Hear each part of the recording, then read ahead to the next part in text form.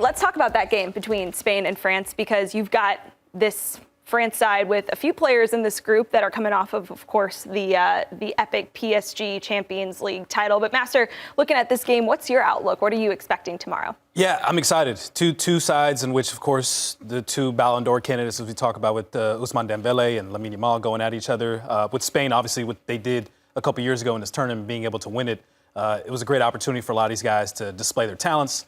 Lamine Yamal, of course, obviously, it's really taking on the onus of this competition. But it'll be interesting to see what kind of rotations, what kind of lineups we get from these sides, particularly as you mentioned with PSG. 2 years ago, similar situation popped up where guys like Rodri, they were able to still play through the semifinals, which is obviously a huge burden to do coming off of a long season with Champions League. But other guys like Federico Di Marco came off the bench as Italy was trying to manage them, as Inter Milan, unfortunately, lost another Champions League final coming off of Nations League. So it should be a great clash. I know a lot of people feel some way about this tournament and kind of indifferent, but I enjoy it in these two competitions. They have a huge play in the coefficient rankings, which in an expanded FIFA World Cup tournament could play a big deal in terms of what group you're in. Yeah, and we've been spending a lot of time, Jalil, talking about the Ballon d'Or this week. And of course, you're going to have two players that are perhaps some of the favorites to be in the running for that, and Lamine Yamal and Ousmane Dembélé facing off in the game tomorrow. Do you think it's on the line? I mean, we're gonna see. If you talk to Lamine Yamal, he would like to say so. He's basically directed everyone's attention to, okay, if you guys are quick to say that Ousmane Dembélé should be the lead in the Ballon d'Or race, wait a second, hold on. You need to look at the entire season, as he's saying, and then we're going to see in this matchup. So he's wanting it to be basically a face-off. Whoever wins this game or whoever performs at a higher rate in this game should be the Ballon d'Or, according to Lamine Yamal. Yeah, here's what he had to say. He said, I am confident that we, Spain, will win on Thursday. But whether we win or not, I would still vote for the best player in the world. If Thursday doesn't go the way I want or Dembélé wants, then what? You're voting for someone else who plays on Sunday? I'm the kind of person who votes for the best player over the whole year. Does it sound like he's talking about himself? I think so. Yes. It's a bit contradictory, too, because he's like, oh, you guys want to base it off one game in the final? How about you base it off a Thursday night in Nations League? Like, and statistically speaking, Dembele's numbers are better. And they both have domestic troubles. Like,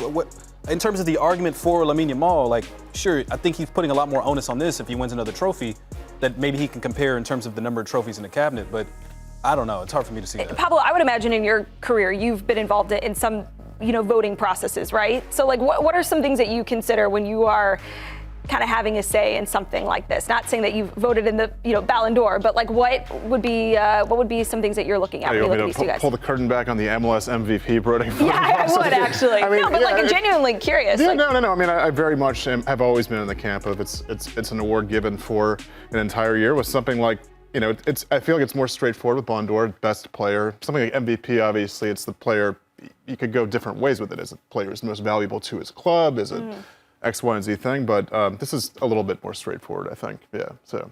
Yeah. So this game, like, how much weight does it carry for you?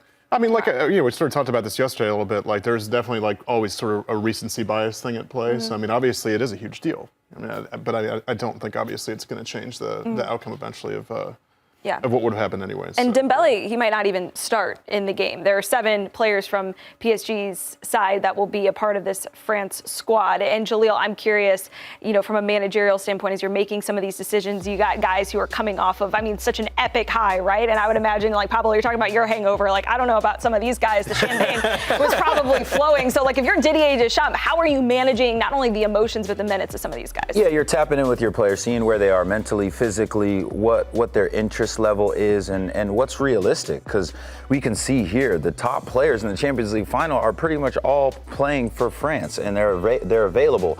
But for me here, what I like is when a manager has so many players to his availability.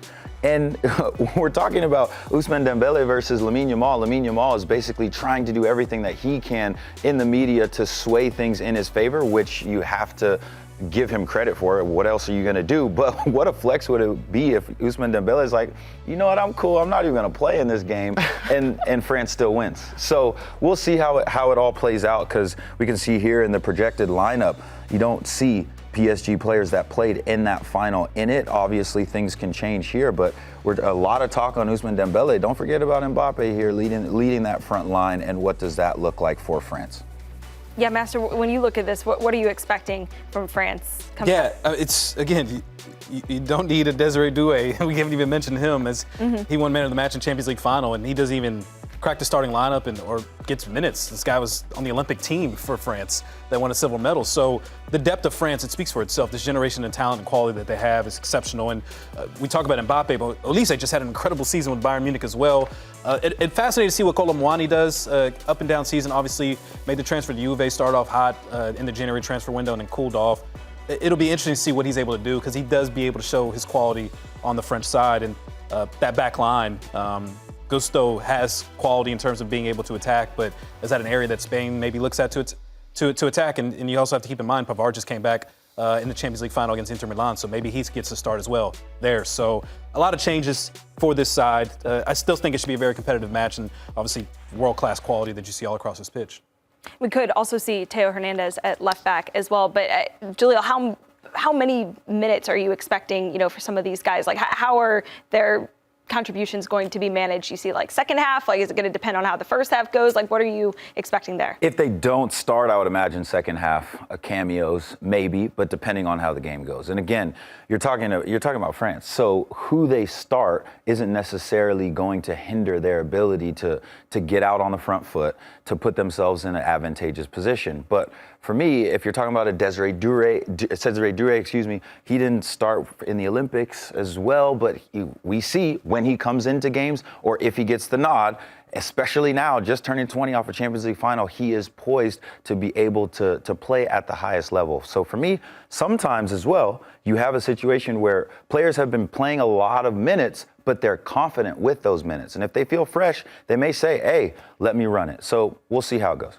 The other thing to manage, too, is Club World Cup's coming up for PSG as well. So in terms of those minutes, I'm curious what the conversation is between the club of how much do you play these guys in this tournament, knowing that they have a whole month of a tournament in the U.S. that they have to manage and navigate as well.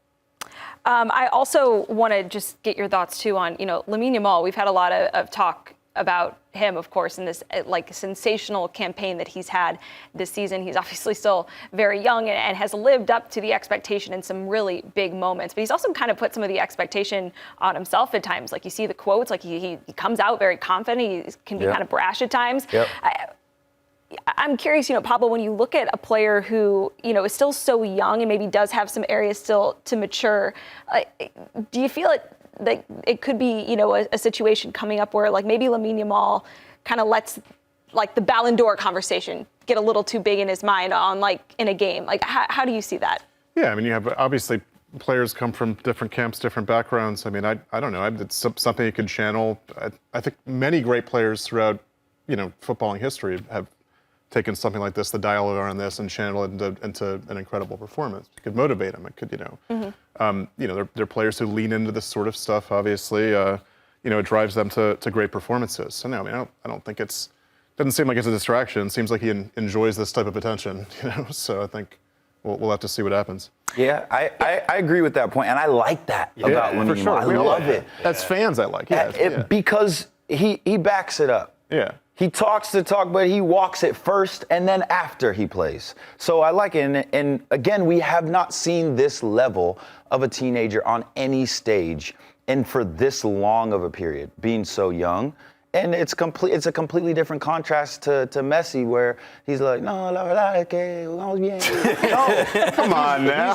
He's ready to go, but I like the contrast. We fell in love with Messi's humbleness and his ability to just destroy everybody in the world. Now we're falling in love with a different character here and different personality trait, where Lamine Yamal is so young, and I don't think that he's irresponsible in any ways that way he uses the media. He speaks the truth, and it's still very likable. It's relatable. Everybody knows that one kid, at the lunch table who had that swag. He would wear his glasses when there was no sun out, and sometimes two pairs of glasses if he was feeling crazy. And those are the bleached hair, vibes that we blonde get hair from. I mean, he's bold enough. Who else? What other kid would say, talking to Real Madrid in the biggest rivalry in football, and says, until you guys beat me, you can't talk to me. Crazy. When you beat me, you can talk, but until then, you can't. And it's facts. It's the reality. Like, they can't really say much about him because he keeps beating them time and time again. He's grown up with social media, with banter, that sort of stuff. And you mentioned Messi. Obviously, we love his humility. We also love the anda para allá, like when he does occasionally break through and be that sort of more confident. Netherlands in the World Cup. Exactly. That moment that he had. Yeah. It's infamous for Argentines and the way that riled up because they've been waiting for that from him. Of course, yeah.